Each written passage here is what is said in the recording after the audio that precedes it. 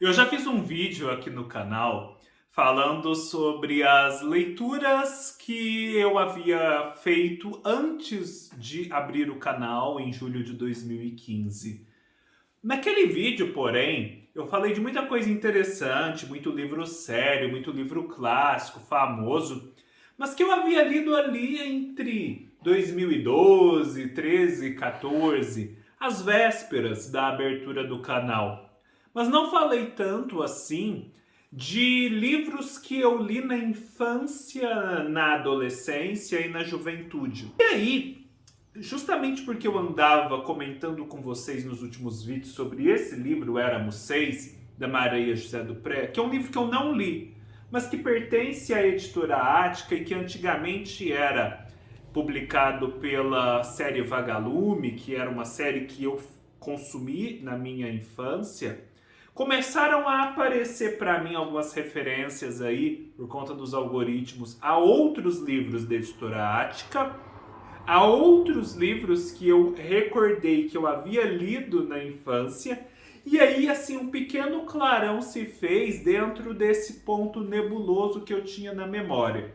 Não que eu tenha me recordado de tudo enquanto é livro que eu li, mas eu recordei de vários títulos significativos e é sobre eles que eu venho falar com vocês. Comprando qualquer livro citado ou qualquer outro produto, desde que através dos links abaixo da Amazon, você ajuda o canal com uma pequena porcentagem da sua compra. Desde já eu agradeço a todos que têm colaborado. O primeiro livro que eu vi por conta do algoritmo e até divulguei a promoção, acho que ela até está vigente, é o livro chamado Depois daquela Viagem, da Valéria Piazza Polizzi. É um livro que já estava na minha wishlist há algum tempo, justamente por conta dessa nostalgia e que, por conta de ter baixado de preço, me voltou a atenção.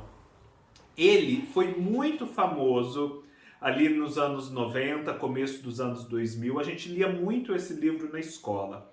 Eu me lembro de ter lido na escola, mas não por conta de recomendação de professor, mas porque havia na biblioteca e era um livro com uma aura meio proibidona, apesar de não ser um livro de erotismo nem nada disso. Mas era um livro que falava de um tema meio tabu, que era justamente o vírus HIV. Por quê? Porque a Valéria Piazza Polizzi, que ainda está entre nós, graças a Deus, isso é uma notícia, né, que eu andei pesquisando e que me deixou muito contente.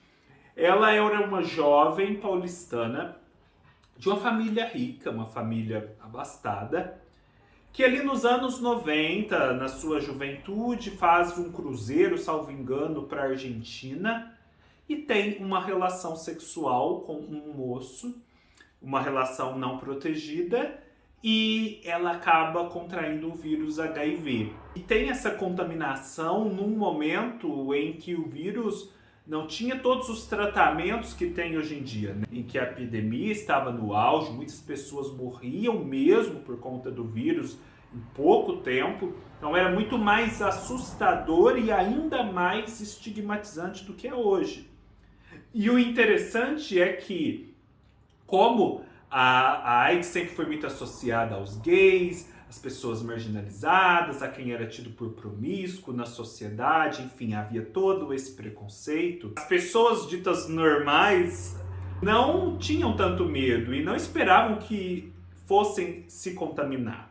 E a Valéria Piazza Polizzi era justamente isso, né? Essa pessoa normal, uma jovem paulistana, muito bonita, bem nascida, abastada, que, no entanto, pega do mesmo jeito esse vírus. E aí o livro vai contar essa história, né? Depois daquela viagem, dessa viagem em que ela contrai o vírus HIV. É um livro muito bem escrito, pelo que eu me recordo, quero reler, muito sensível e que fazia esse alerta aos jovens. Muitos de vocês devem ter lido, depois me contem se de fato leram e o que acharam. Aí eu me lembrei que nessa mesma época, nessa mesma biblioteca, havia um livro também proibidão, esse bem mais proibidão, que no entanto estava ali acessível, mas a gente pequeno, né, ficava todo cheio de dedos com ele. Cheio de dedos é ótimo, né? Que é o livro de Sexologia, da Marta Suplicy. Na biblioteca do colégio de vocês também tinha o livro de Sexologia para adolescentes da Marta Suplicy. A Marta Suplicy, a política, como vocês devem saber, é uma sexóloga de formação. E ela tem esse livro já antigo sobre sexologia voltado para jovens e que detalha coisas, tem desenhinhos e tudo mais. Então havia todo aquele frisson em torno dos coleguinhas sobre pegar na biblioteca e dar uma folheada no livro da Marta Suplicy. Eu me lembro disso, foi a mesma época de depois daquela viagem. Eu não cheguei a ler de cabo a rabo o livro da Suplicy, mas eu lembro de tê-lo em mãos e ter folheado e visto as figurinhas. Aí eu me lembrei do primeiro livro, assim, a sério. Esse eu já me lembrava. Mas daí eu fui pesquisar se ele se encontra disponível ainda, e se encontra, e eu até quero reler. O primeiro livro a sério que eu li, assim, sabe aquele livro sem figuras, que não é infantil? Que você fala, eu vou ler um livro. E eu me lembro, ele tinha umas 130 páginas. Eu pensava, meu Deus, como eu vou ler 130 páginas? É coisa demais. E eu me lembro até de ter um plano de fazer assim, ler uma página por dia, que é isso eu conseguiria fazer. E aí ao final de 130 dias eu conseguiria chegar ao final. Pensa bem, levar 130 dias para ler um livro de 130 páginas. Obviamente que eu consegui ler em muito menos tempo. E aí ganhei confiança aí como leitor. O livro se chama O Estudante, da escritora brasileira Adelaide Carraro. Era um livro também com uma mensagem para jovens sobre dois irmãos de classe média que acabavam se envolvendo com o mundo das drogas. Era um livro sobre o envolvimento no mundo das drogas, então que fazia um grande alerta aos jovens para não se envolverem do mesmo modo. Eu lembro de ter gostado, era um livro triste, um livro mais pesado e quero muito reler. O primeiro livro que eu me lembro de ter comprado foi pelo Submarino, pense. Eu me lembro certinho. Não foi o primeiro livro que eu tive, porque eu recebia livros dos meus pais, livros de colorir, livros infantis mais simplesinhos. Mas o livro assim que eu falei, não, eu quero comprar. Era um livro do Monteiro Lobato. Eu me lembro que estava ali às vésperas de voltar a ter Monteiro Lobato na televisão. E eu já era meio ligado nisso. Falei, eu quero ler Monteiro Lobato, né? Já tinha uma ideia assim, vou na fonte da coisa toda, né? O grande pai da literatura infantil. Isso eu era criança. E eu me lembro de ter comprado Memórias da Emília na edição da editora Brasiliense. Depois eu comprei vários outros livros que infelizmente eu não tenho, eu me desfiz. Esse é um outro capítulo, né? Que eu ficava trocando coisas em sebos na adolescência. E eu li muita coisa do Lobato, também peguei muita coisa da biblioteca, e a essa altura o Lobato era publicado pela editora Brasiliense. Muitos de vocês devem se recordar dessas edições. E eu me lembro que foi assim. Eu comprei, a princípio, o livro do Lobato pela internet, criança, só que daí tinha o livro do Harry Potter. A Pedra Filosofal. E eu me lembro de ver assim, nossa, mas o livro do Harry Potter tem muito mais páginas que o livro das Memórias da Emília. E custa a mesma coisa. Então o custo-benefício do livro do Harry Potter é maior. Aí eu comprei o livro do Harry Potter, na verdade, no lugar do Memórias da Emília. Aí meu pai falou assim, não, vai ler primeiro a literatura brasileira, essa história de Harry Potter agora não. E daí eu me lembro de ligar no cartão de crédito, no Submarino, para cancelar a venda, fazer o estorno e finalmente comprar Memórias da Emília. Eu me lembro certinho desse episódio. Mas pensa o meu raciocínio, né? De já achar que porque tinha muita página valia mais. E, enfim, conheci Lobato, foi transformador, foi decisivo. E também depois li todos os livros do Harry Potter. Mas os livros do Harry Potter eles já se estenderam pela minha adolescência. Eu lembro que o último eu li, eu já devia estar no colegial. E do Monteiro Lobato, eu me recordo que havia um livro, o livro ainda disponível, que se chama História do Mundo para Crianças. E eu, muito fuçado, apesar de muito pequeno, frequentava muito a biblioteca municipal, Eu vi lá na Biblioteca Municipal que esse livro do Lobato, na verdade, era inspirado, baseado num livro internacional que se chama História do Mundo para Crianças também, e era escrito pelo V.M. Hillier. Acho que é assim o nome dele, não faço ideia, na verdade. Um escritor estrangeiro.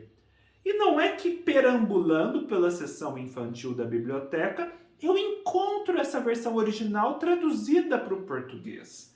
Aí eu falei, quer saber? Eu vou ler o original em vez de ler o Lobato, já que ele se baseou, eu vou direto na fonte. E li o História do Mundo para Crianças. Veja o raciocínio, né, de ir direto às fontes, desde pequeno. E eu lembro de ter adorado. Porque tinha a mesma pegada dos livros do Lobato, né, de te fazer aquela imersão no mundo antigo, no Egito, na Grécia, em Roma, no Oriente. Aliás, teve algum livro que eu li que contava as aventuras de Marco Polo, esse eu não me recordo o título, que era uma delícia também. Então, li História do Mundo para Crianças do Hillier. Outro que me marcou muito, esse eu tinha, troquei em sebo depois, mas esse dá para comprar ainda, e eu quero fazer essa coleção, porque me marcou muito. Eu lia muito livros de ciências, de divulgação científica para jovens. Era fuçado, comprava super interessante, às vezes me arriscava com umas Scientific Americans. Eu me lembro certinho de uma Scientific American que falava que em algum momento, era uma coisa estatística, o mundo passaria por uma grande pandemia, era uma questão de tempo. Isso lá no começo dos anos 2000. E não deu outra, né? Era o que os cientistas já previam, era uma coisa matemática. Só não sabiam exatamente como e quando. E esse livro é daquela coleção Mortos de Fama. E o que eu tinha e li mesmo e mais gostei se chama Newton e sua maçã. E conta a história do Isaac Newton e das suas teorias para crianças e jovens. Ele é meio que em formato de quadrinhos, com muitas ilustrações, mas também com texto, é um híbrido. E que livro interessante, eu me lembro até hoje disso.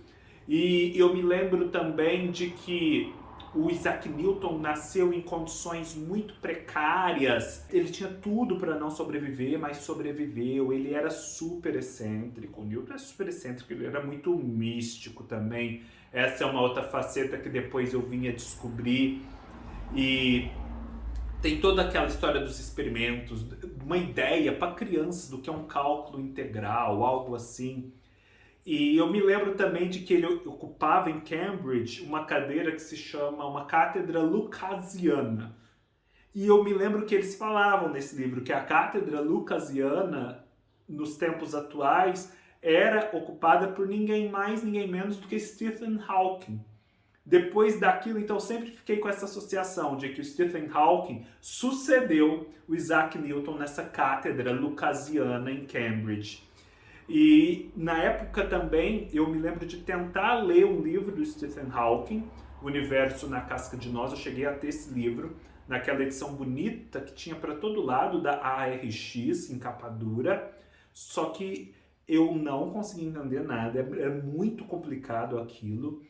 E na verdade eu nem sei como que esses livros do Stephen Hawking são best-sellers hoje em dia, porque eles são muito complicados. E não era só porque eu era jovem, eu acho que esses livros são complicados ainda hoje para mim como adulto. Pois me digam aí se vocês conseguiram enfrentar o Universo na Casca de Nós.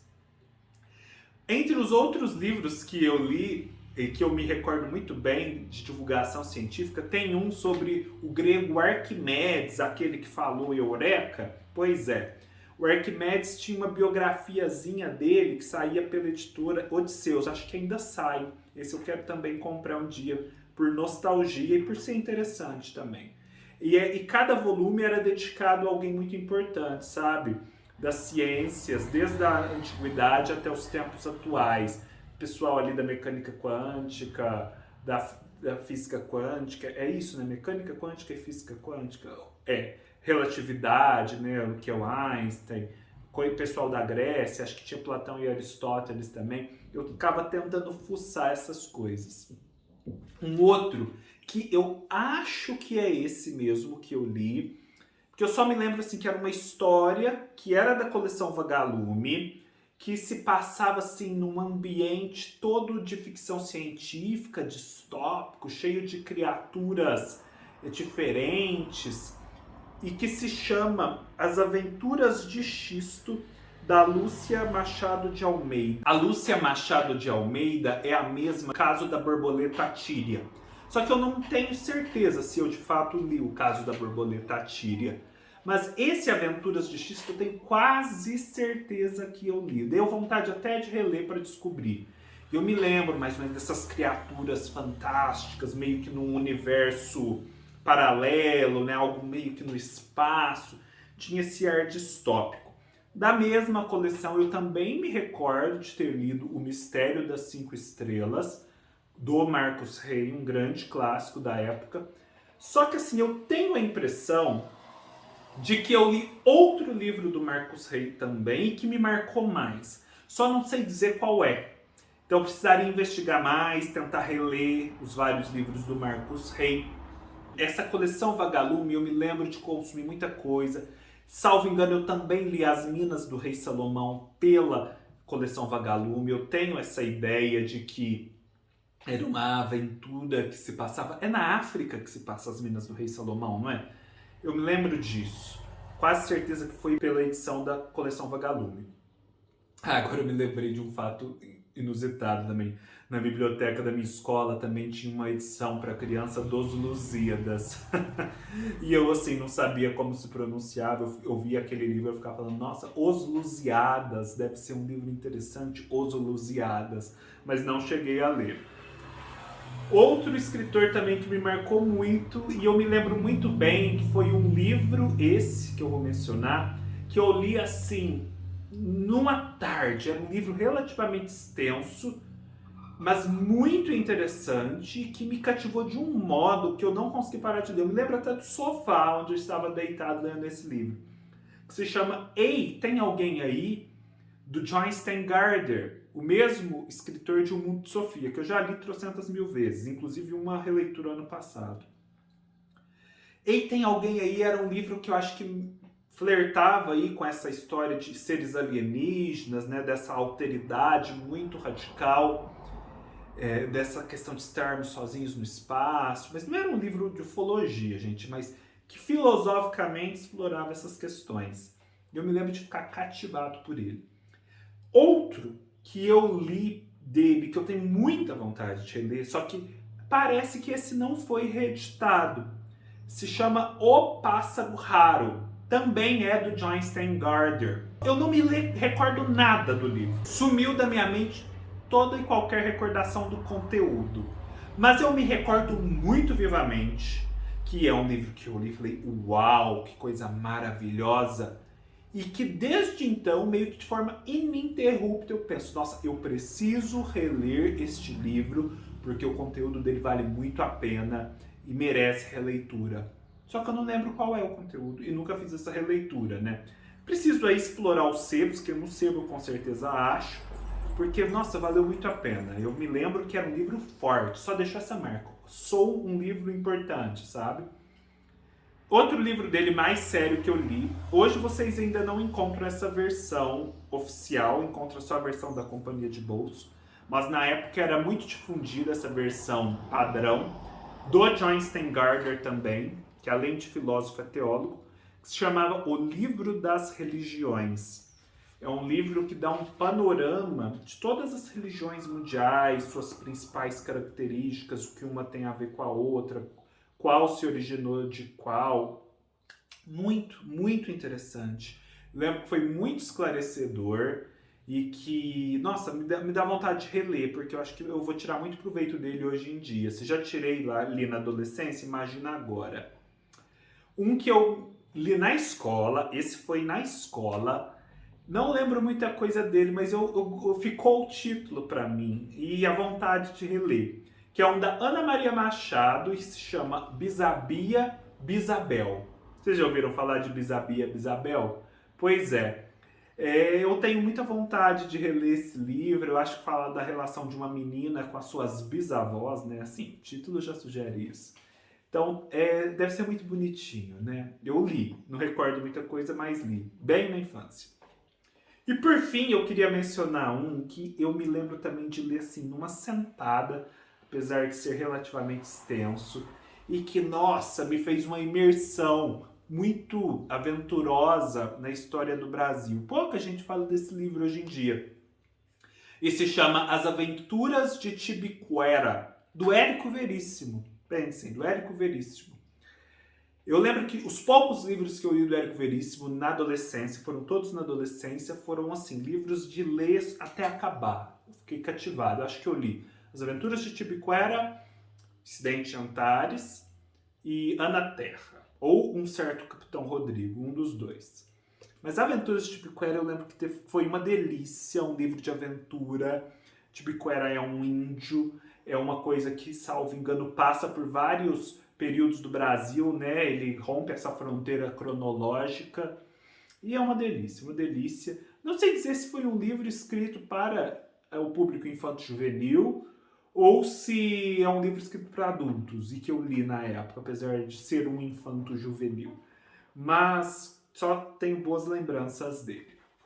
É isso, pessoal. Conforme eu for me recordando de títulos que eu li na infância e na juventude, eu venho fazendo os vídeos aqui para vocês. Eu adoro isso, porque eu tenho pena de ter me esquecido de muitas das minhas leituras. Eu acho que forçando um pouquinho, né, entrando nesse universo novamente, de livros infanto-juvenis, livros da Editora Ática, livros da coleção Vagalume, aos poucos eu vou puxando os fios dessa memória. Deixem aqui nos comentários se vocês leram também esses livros e quais foram os livros que vocês leram na infância e na juventude. Espero que tenham gostado. Se gostaram, deem um like, se inscrevam no canal, sigam-me nas minhas outras redes sociais, todos os links estarão aqui embaixo, leiam-me no meu blog e nos vemos numa próxima oportunidade. Até mais!